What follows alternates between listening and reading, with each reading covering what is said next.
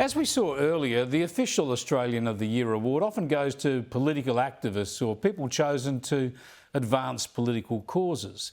So I think the Australian newspaper usually does a better job highlighting the right people for its Australian of the Year award. Happily, it's a bit different this year because I think the official choice is fantastic. Neil Daniher was a champion footballer and a brilliant coach, but his courage and brilliance since being diagnosed with motor neurone disease has been remarkable. Not only has he spearheaded a massive fundraising drive for research, but he's also demonstrated leadership and generosity and inspiration to everyone touched by this dreadful disease. So well done on that choice, and congratulations to Neil Daniher and the entire Daniher family. But the Australians' choice this year was also spot on, naming 3 people who have led the fight against anti-Semitism. There's former Treasurer Josh Frydenberg, who presented a documentary on this topic for Sky News and who I've spoken to about these issues often on the program, and also Jewish community leader Alex Ryvchin, who's been a regular guest on this program discussing anti-Semitism, and also singer-songwriter Deborah Conway, who I spoke with today. And I started by noting it must be a bittersweet award for her because she never went looking for this fight, and sadly, it came looking for her. You're absolutely right, Chris. It is an extremely more bitter, I think, than sweet, to be honest.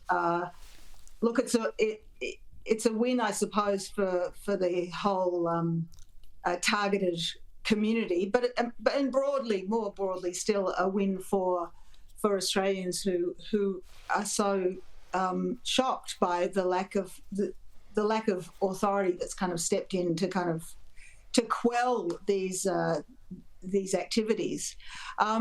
We really have all been really bewildered and surprised by the ferocity of what happened on October 9th.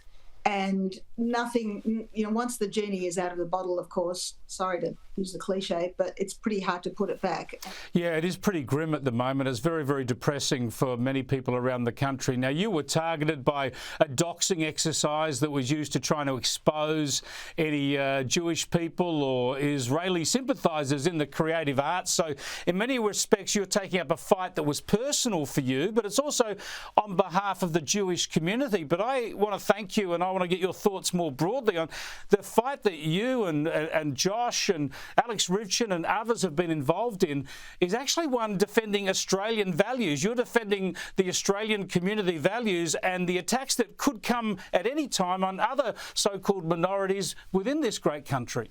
Yeah, we've all signed up to the multicultural way of life here, and for the most part it works pretty well.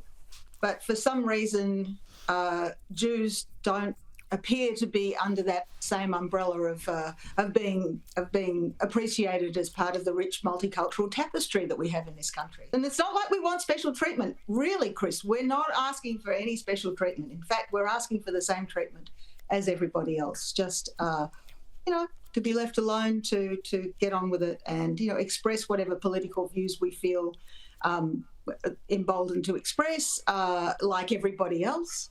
In some senses, I doxed myself a long time ago. I mean, I've come out as a Jew a long time ago, and I've come out as a Zionist as well. And so that doxing incident didn't affect me in the same way that it did others, but it did absolutely affect a lot of people, and it was really shattering to experience that. Indeed, I've seen you perform with the Star of David and proudly display your Jewishness. But that phrase you just used, to come out as a Jew, to come out as a Zionist, why on earth should either of these be things that should be hidden? Oh, it was just a strange thing. For me, I've been a musician for more than 40 years. And but in, back in about 2008 or 9 and 10, and we started writing these songs that were, I guess, were kind of the first bridge between being Jewish and being musicians. From 2013, of my nervousness putting out stories of ghosts and really publicly standing up there and saying, yes, I'm a Jew. My father changed his name. I'm not really a Conway. There's no Irish blood in me. To 2023, 10 years later. And really being, sideswiped by this, completely fully formed, fire-breathing dragon that exploded forth on October the 9th. Quite shocking. I've been staggered by the level of ignorance and the level of hatred on display in Australia. Has it frightened you? Has it frightened me? I guess, it was sort of, I just felt like we were living again through some sort of historical moment, late 1930s Berlin.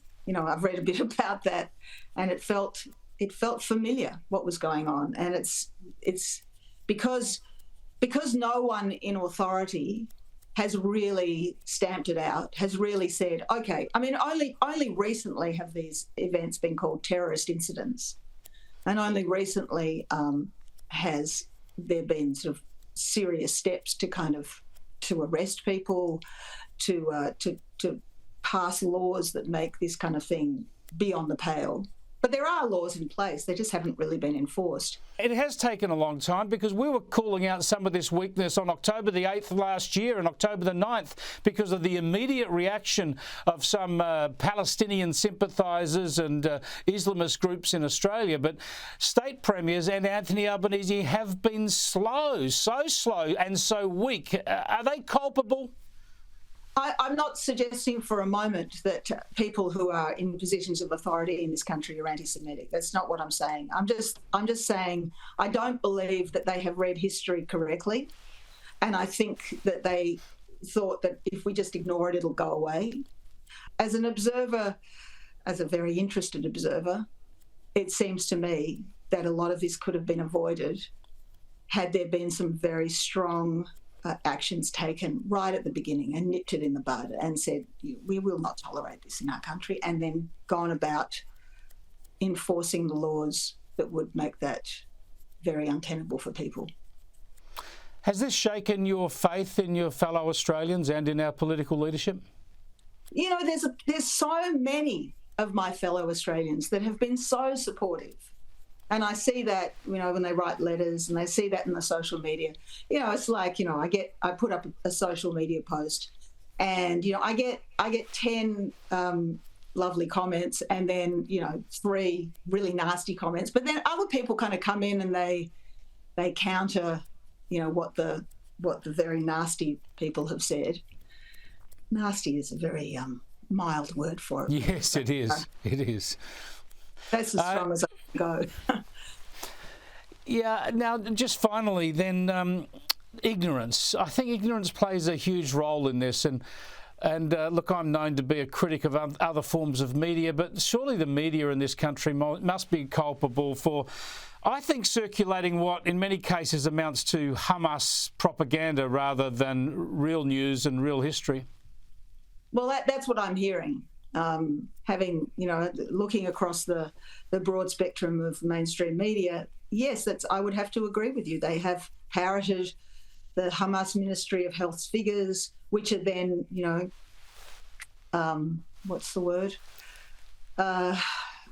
laundered by, our international institutions.